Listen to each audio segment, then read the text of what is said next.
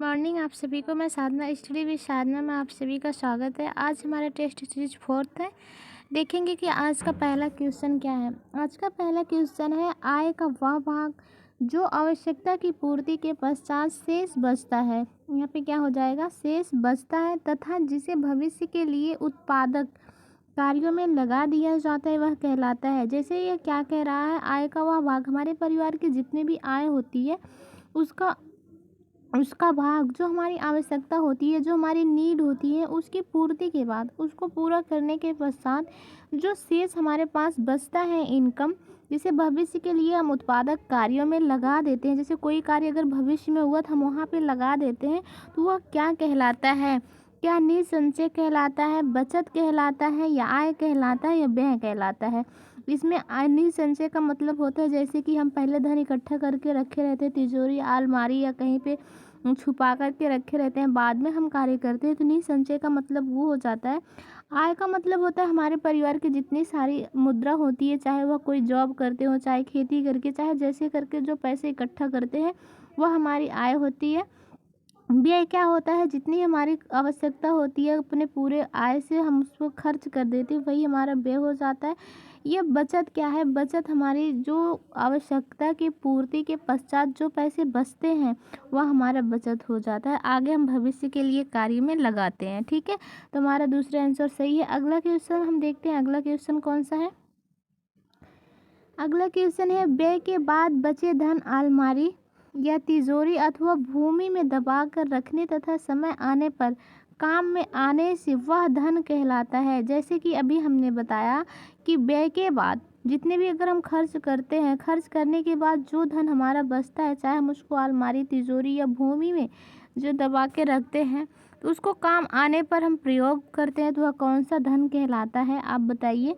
वह हमारा क्या कहलाएगा, निसंचय कहलाएगा। हम अगर इसको रखे रहते हैं अपने भविष्य की आवश्यकता पूरी करने के लिए, तो वह निसंचय कहलाता है हमारा। बचत का मतलब आप सब जानते हैं, आय का मतलब जानते हैं, व्यय का मतलब जानते हैं, ये सब नहीं होगा, हमारा निसंचय हो जाएगा। ठीक है, अगला क्वेश्चन हम देखते हैं। अगला क्वेश्चन हमारा कौन सा है, यह है, ऐसी वस्तु जिसके प्रयोग से अत्यधिक सुख का प्रयोग अनुभव होता है किंतु उपयोग ना करने से कोई दुख नहीं होता है, वह वस्तु कहलाता है। इसमें क्या कहा जा रहा है, ऐसी वस्तु जिसके प्रयोग से अत्यधिक सुख का अनुभव होता है किंतु उपभोग ना करने से कोई दुख भी नहीं होता है, वह वस्तु क्या कहलाती है? वह अनिवार्यता कहलाता, या आरामदायक कहलाता, या विलासिता कहलाता, साधन कहलाता, क्या कहलाता है? तो देखो, अनिवार्यता यह नहीं होगा। अनिवार्यता मतलब होगा कि अगर हम उसका उपयोग नहीं करते तो हमें बहुत पछतावा होता है कि मैंने इतना खर्च किया और ये मेरे काम में नहीं आया। आरामदायक, आरामदायक भी नहीं है कि आरामदायक हो सकता है, क्योंकि हम अपने आरामदायक के लिए जो वस्तु खरीदेंगे, उसका उपयोग करेंगे, तो हमें सुख की अनुभूति होगी। अगर दुख का अनुभूति होगी तो हमें कोई मतलब प्रॉब्लम होगी। साधन का मतलब होता है जैसे हमें अपनी आवश्यकता को पूर्ति करने के लिए कोई ना कोई मतलब साधन की ज़रूरत होती है। ठीक है, तो हम क्या करेंगे, जैसे हमें कोई वस्तु खरीदने के लिए, कोई सामान खरीदने के लिए हमें पैसे की ज़रूरत होती है, उसको खरीदने के लिए समय भी लगता है, हमें जाने आने में हमारी शक्ति भी प्रयोग होती है, तो ये साधन हो गया।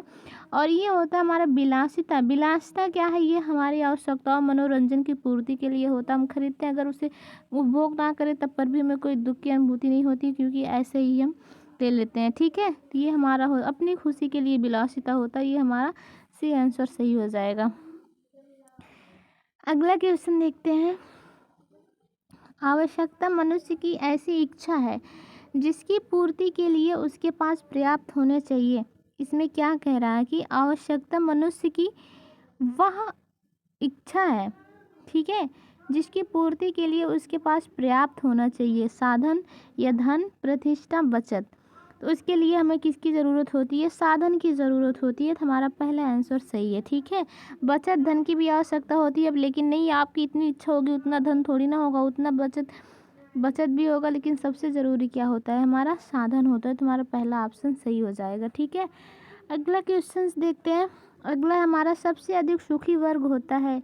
इसमें क्वेश्चन क्या पूछा जा रहा है, सबसे अधिक सुखी वर्ग कौन सा होगा?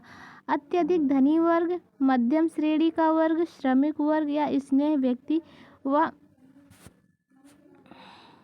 संतोषी है।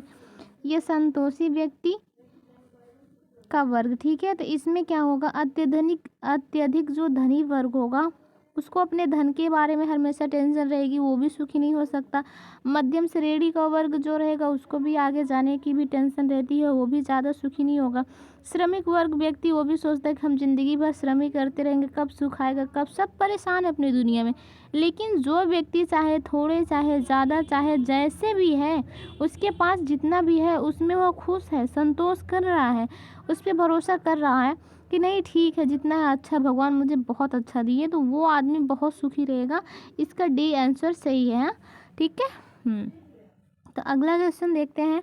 अगला क्वेश्चन कौन सा होगा हमारा, इसमें पूछा जा रहा, परिवार नियोजन केंद्र स्थापित किए जाते हैं। जो परिवार नियोजन कार्य होता है परिवार के कल्याण के लिए होता है, वह मतलब कहाँ पे स्थापित किए जाते हैं, प्रत्येक ग्राम में, प्रत्येक नगर में, ग्राम तथा नगर दोनों में, केवल सदर हॉस्पिटल में। तो देखिए परिवार नियोजन कार्यक्रम कब आया था, चौथी पंचवर्षीय योजना में आया था, और 1900 से इसका डेट नहीं पता मतलब क्लियर, लेकिन पता कर लीजिएगा। तो ये कहाँ पे किया जाता है, गांव और नगर दोनों में, ठीक है। ये हमारा आंसर सी सही हो जाएगा, ये सही हो जाएगा, ठीक है। अगला क्वेश्चन क्या है, अगला है जीवन के लिए आवश्यक है। पूछा जा रहा है जीवन के लिए आवश्यक है, वायु का शुद्ध होना, जल का शुद्ध होना, ध्वनि पर नियंत्रण, औद्योगिक विस्तार पर नियंत्रण, उपयुक्त सभी। तो देखिए हमारे जीवन के लिए जो हमारी वायु भी शुद्ध होनी चाहिए, जल का भी शुद्ध होना चाहिए, ध्वनि पर नियंत्रण करना चाहिए, औद्योगिक विस्तार पर क्या होना चाहिए, रोक होना चाहिए, रोक है, ठीक है। क्योंकि अगर हम जितने भी औद्योगिक धंधे कर रहे हैं उससे कितने प्रदूषण निकल रहे हैं, वो प्रदूषण जाके हमारे वायु, हमारे जल, हमारे वातावरण को दूषित कर रहे हैं, उससे हमारे जीवन के ऊपर बहुत बुरा प्रभाव पड़ता है, और व्यक्ति क्या होता है दिन पे दिन रोगी बनता चला जा रहा है। तो ये हमारे लिए सब कुछ सही है, सब कुछ शुद्ध होना चाहिए, क्योंकि वायु जितना दूषित होगा उतना ही व्यक्ति बीमार होंगे, क्योंकि उससे टाइफाइड, हैजा, मलेरिया, पीलिया, पेचिश, अतिसार, ये सारे रोग हमारे क्या हो जाएंगे, जल से भी हो जाएंगे। ध्वनि से हमें खांसी, टीबी, चेचक, त्वचा रोग, ये सब मतलब हो जाएगा। ध्वनि से हमारे धड़कनें बढ़ जाती हैं, फिर हमारे कान के पर्दे जो होते हैं उस पर प्रभाव पड़ता है। तो इसके लिए सारे चीज़ क्या होने चाहिए, एकदम परफेक्ट होने चाहिए, ठीक है। तो सभी इसमें क्या होगा, ऑल द अबव क्वेश्चन सही होगा, सारे क्वेश्चन सही होगा, ठीक है। अगला क्वेश्चन हम देखते हैं आठवां क्वेश्चन क्या है, निम्नलिखित में से एक रोग अब भारतवर्ष में नहीं है पाया जाता है, चेचक, इन्फ्लुएंजा, करोड़फेर या डिप्थीरिया। तो अपने भारतवर्ष का रोग कौन सा नहीं है, करोड़फेर नहीं है, बाकी चेचक भी होता है, इन्फ्लुएंजा, डिप्थीरिया, सारे रोग यहाँ के हैं, ठीक है। अगला क्वेश्चन हम देखते हैं, निम्नलिखित में से कौन धागे का प्रकार है, साधारण धागा, जटिल धागा, मिश्रित धागा, उपयुक्त सभी। देखो तो धागे में जो होते हैं साधारण धागे भी होते हैं, सिंपल धागे होते हैं, जटिल धागे भी होते हैं, जो दो धागे होते हैं, मिश्रित धागे होते हैं। इसको कितने मतलब इसमें बहुत सारे धागे मिला के एक मोटा रस्सा का तरह बना लिया जाता है, तो ये हमारे मिश्रित धागे हो जाते हैं। एक रेशी, बहुरेशी, और इसको क्या कहते हैं, एक रेशी, द्विरेशी, बहुरेशी। तो मिश्रित को बहुरेशी कहते हैं। तो ये सारे हमारे धागे के प्रकार हैं उपयुक्त, तो सभी क्वेश्चन सही हो जाएंगे, ऑल द अबव, ठीक है। अगला क्वेश्चन क्या हो जाएगा, अगला क्वेश्चन हमारा है कि ग्रसनी के बाद भोजन जाता है, जब हम खाना खाते हैं तो ग्रसनी के बाद भोजन हमारे कहाँ जाता है, क्षुद्रांत में जाता है, ग्रहणी में जाता है, मासे में जाता है, बड़ी आंत में जाता है।